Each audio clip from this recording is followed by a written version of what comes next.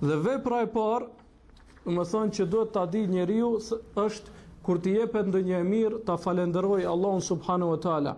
Mirësitë e tij mbi ne janë të shumta. Mirësitë e tij mbi ne janë të shumta.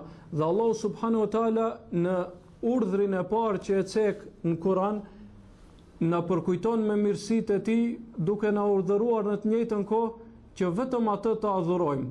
Dhe vetëm tek ai do më thonë të kthehemi dhe vetëm me të dhe sipas udhëzimeve të tij të jetojmë, thot Allahu subhanahu wa taala në urdhrin e parë, do më thonë nëse e lexon Kur'anin prej fillimit, urdhri i parë që vjen prej Allahut subhanahu wa taala është ky ajet i surës Bekare, thot Allahu subhanahu wa taala: Ja ejuhan nasu budu rabbakum alladhi khalaqakum walladhina min qablikum la'allakum tattaqun.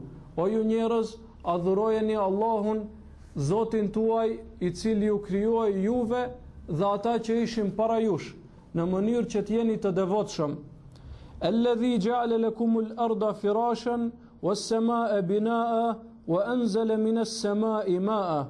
Ai i cili për ju e bëri tokën si shtrat, do të thonë e bëri tokën të përshtatshme për jetesën tuaj mbi të. Was-samaa'a binaa'a, dhe ndërtoi mbi të qiellin për të mirën tuaj, wa anzala minas samaa'i ma, dhe i cili zbriti prej qiellit ujë për ju.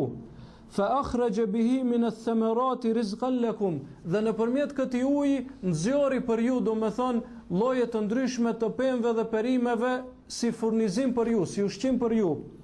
Fala taj'alu lillahi andadan wa antum ta'lamun. Andaj mos i bëni shok Allahut, mos adhuroni dikë tjetër pas tij, duke e ditur dhe duke e pasur parasysh se ai është që u krijon dhe u furnizon. Dhe këtë argument të njëjtin e ka përdorur Allahu subhanahu wa taala kundër mushrikëve të Mekës, të cilët e pranonin se Allahu i krijon, e pranonin se Allahu është ai i cili furnizon, mirë po i adhuronin idhujt. Andaj Allahu i thot në Kur'an, nëse i pyet ti ata se kush i krijoi qiellin dhe tokën dhe kush ju furnizon juve, ata do të thonë Allahu. Ata do të thonë Allahu.